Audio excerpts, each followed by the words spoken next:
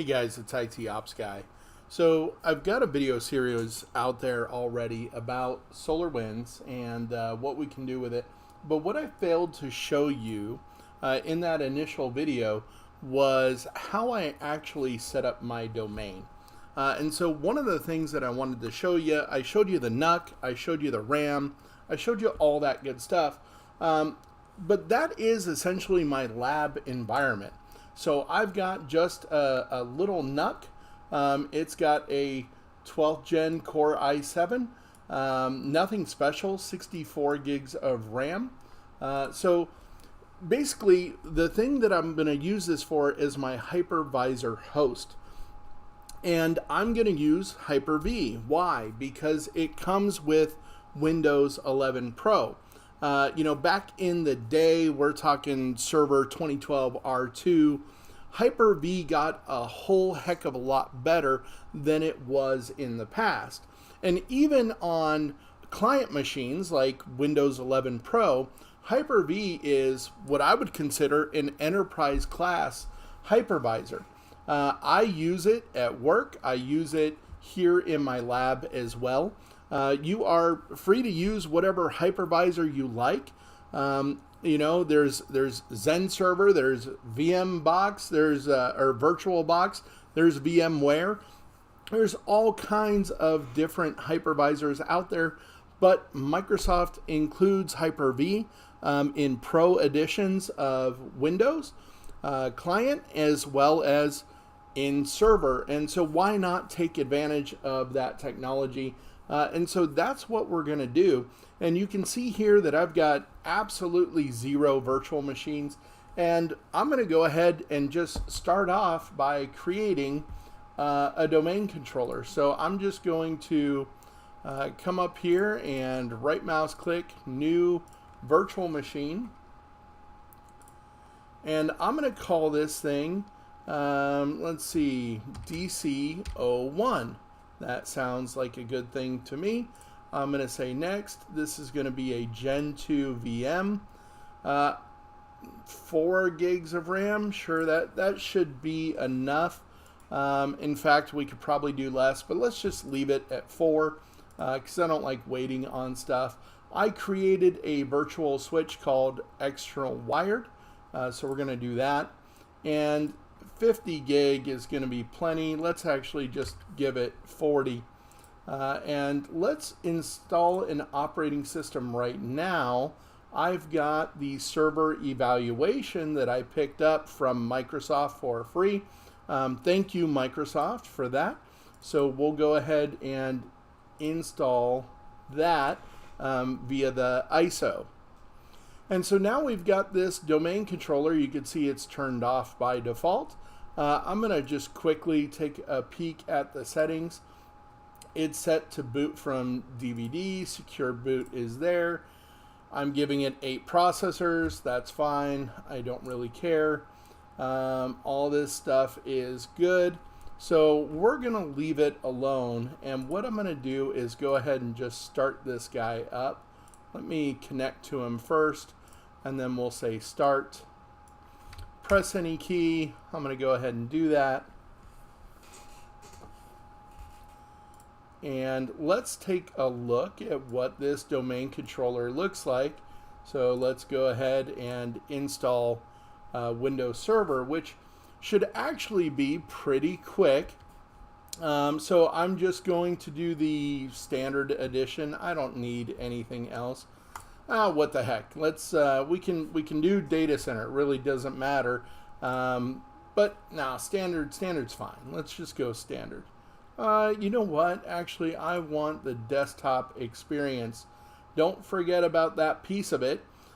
If you want to manage it with a GUI, make sure you do the desktop experience. Otherwise, you will not get the desktop experience and you'll be managing everything from a command line, which is all well and good, but I want to be able to point and click. I think that's how most people will do it. Let's go ahead and accept that. We'll do the custom install by creating a new partition, and it'll create all the partitions for us. And let's just go ahead and click next. While we're doing that, we need to create a couple of other servers. So I'm going to go ahead and just minimize this guy. And let's do the same process to create a virtual machine for, let's say, a web server, right? So let's call it web01. We'll do 2nd gen.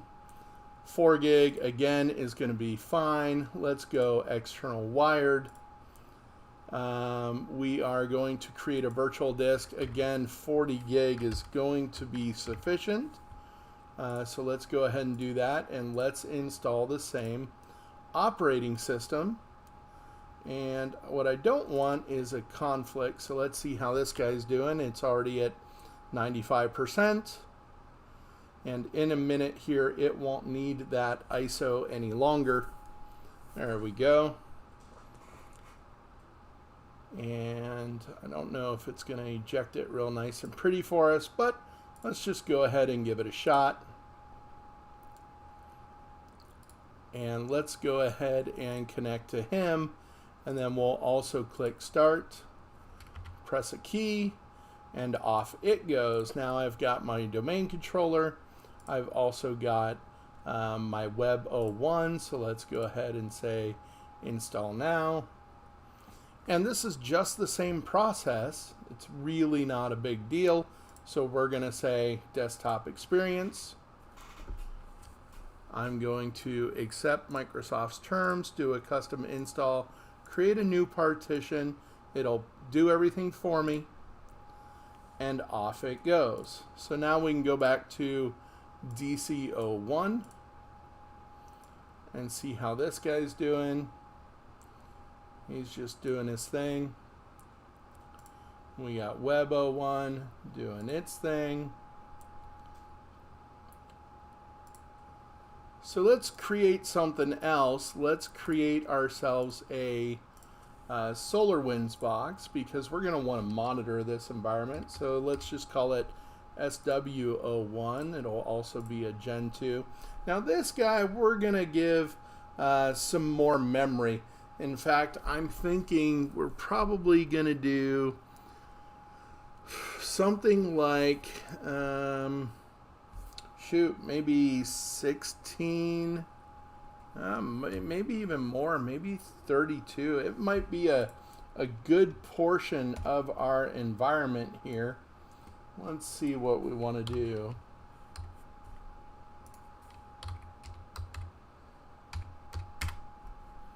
Yeah, let's go with, let's see.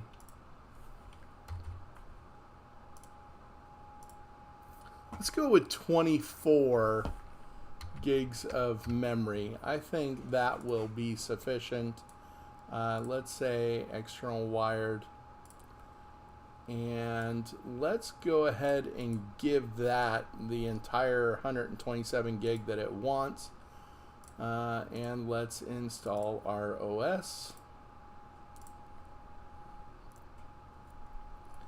And on this SolarWinds box, let's go ahead, not settings, we want to just go to connect, that's fine.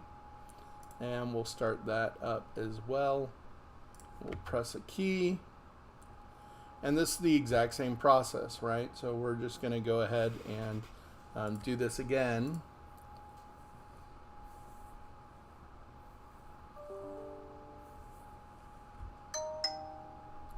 And now we start looking at the task manager, we're going to see some higher memory utilization. So now we're at 42 out of 64 gig.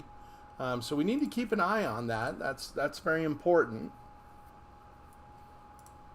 We don't want to overutilize our box. At the same time, you know, we've got some room, and that's okay. So since this is just a lab, I'm only creating one partition. Normally I'd keep the operating system separate from the applications. We're not doing that. That's okay. Again, it's just a lab, so we are fine just doing it this way.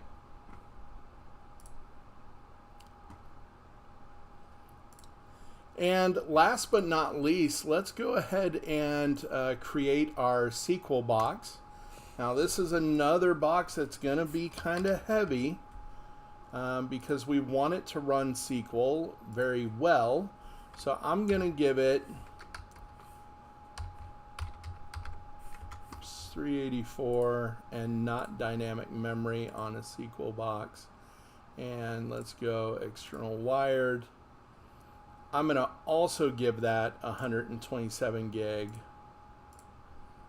Let's give it the same bootable ISO. And now what I want to pay attention to is this memory, right? And so that is going to be the important factor. We're at 42 right now. So plus 16, we're going to be right at that top edge. Let's go ahead and start it up, and I should have connected to it first.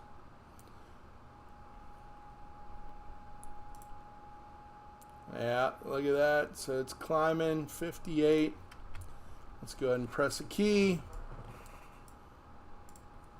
So that's where we are, and that's essentially top of the mark, right? So we should have all the boxes that we need at this point. So this is the same process as all the others. I'm going to get my SQL box up and going. I'm going to give it the desktop experience. Accept the EULA. Give it a partition. Allow it to use all of it. And we'll say next.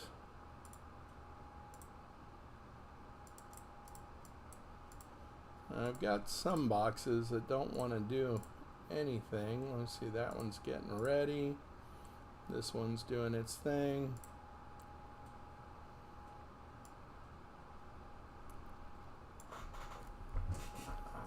All right. But this is how we're setting up our lab. So this got the VMs going. From here, what we'll do is we'll start setting up our actual domain. That'll be the next video. So stay tuned. I will put it in the series, and we got more stuff to watch. So I look forward to seeing you. Bye for now.